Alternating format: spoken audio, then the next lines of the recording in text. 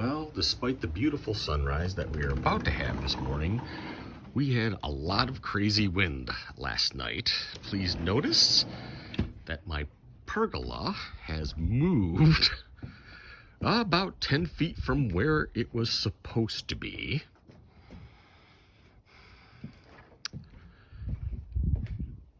And that all the flagpoles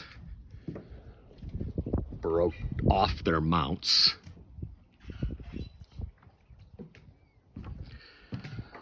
Oh, and there are my flags on the ground. Made some damage to that guy's boat.